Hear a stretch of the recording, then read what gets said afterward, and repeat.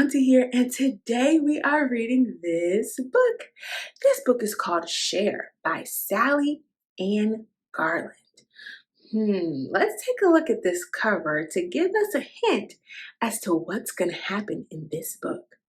Well, I see two characters, and it looks like they're fighting over what? A teddy bear. Have you or a friend ever wanted a toy at the same time? Man, that could be so frustrating, especially if we have not practiced the skill of sharing. So today's book is all about what it looks like to share. So let's take a look and read together. Perhaps you and I can learn how to share, because did you know that even grown-ups struggle to share? I know, scandalous, but it does happen. Ask your grown-up. Okay, here we go. This morning, I got up ready to play.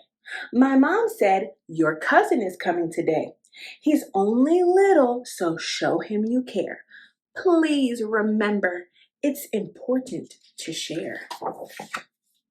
As soon as he walked through the door, he wanted my bear.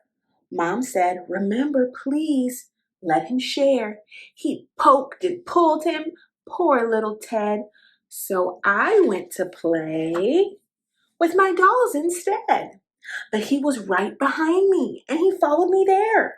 Mom said, "He wants to play. Please let him share." He jumped and bumped and bounced on my bed. I gave up doing that and then wanted to play dress up instead. He followed me, wanting to see what I'd wear.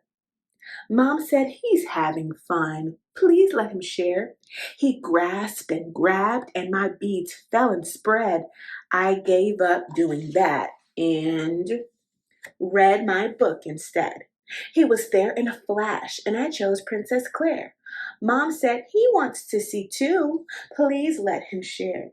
He jostled and jiggled around as I read. I gave up doing that. And now let's press pause on our book. How do you think our main character is feeling? Yeah, maybe a little upset or even frustrated because her younger cousin is having a hard time being gentle with her toys. And even when she tries to walk away to play with something different, her little cousin is following her. And that can be a little frustrating. So we want to remember that her cousin, is a little younger. And if you're an older sibling, sometimes it's harder for your younger sibling to understand directions because they're younger. So this is why it's so important for us to set a good example for our younger siblings and younger friends. And it's important for our younger friends to pay attention to see the right and wrong thing to do. Let's see how she deals with her frustration. Let's keep reading. So she went to watch TV instead. He followed me in and started to stare. Mom says, "He likes it. Please let him share." He bobbed and blocked my view with his head. I gave up doing that and, Now in this situation, it would probably be best for our friend right here to speak up and ask our younger cousin politely if he can move away from the TV so they both could watch. So if you're an older sibling or maybe the people that you're playing with are younger, this is an opportunity for you to show them how to use polite words and ask them and even show them the right way to play with something. So if you're an older kid, you don't always have to go play with something else. This may be an opportunity for you to use your words, okay? So then she started painting instead. He followed me again and climbed on a chair. Mom said, "He's copying. Please let him share." He scribbled and scrawled my picture. I said, I gave up doing that. And man, we're still feeling frustrated. I had lunch instead. He ran into the kitchen and reached for my pear. I love pears. Mom said, "He's hungry. Please let him share." He grabbed at my plate and it fell to the floor. Uh-oh. I huffed and I puffed and I walked out the door. Our friend has had it.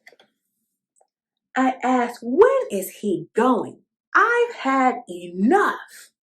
Mom said, try to be patient. I know that it's tough.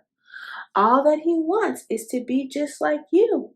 And that's why he copies whatever you do. Like I said, our younger friends and siblings are watching us to see what example we set for them. When my aunt arrived, she saw my despair. Just wait, she said. Now it's his turn to share. Hmm. He hugged and squeezed me. Thank you, he said. Then he was gone, and I sort of missed him instead.